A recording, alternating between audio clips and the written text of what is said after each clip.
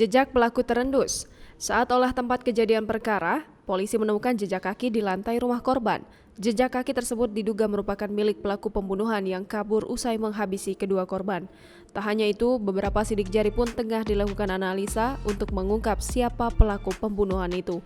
Menurut Kapolres Subang AKBP Sumarni, fakta temuan lainnya di lapangan bahwa pelaku dari dugaan pembunuhan ini lebih dari satu orang. Kemudian, jejak ceceran darah juga sempat diperiksa polisi.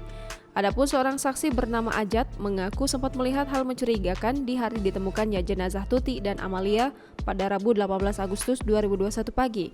Kala itu ia melihat sosok mencurigakan di TKP sebelum kedua jasad korban ditemukan. Bahkan ia sempat melihat sosok mencurigakan itu menuju halaman tanah kosong di samping rumah korban. Diketahui bahwa Ajat memang sempat melintas di depan rumah yang jadi TKP sebelum heboh ditemukannya jasad ibu dan anak. Ketika itu, ia melintas sekitar pukul 6.00 waktu Indonesia Barat hendak membeli bubur.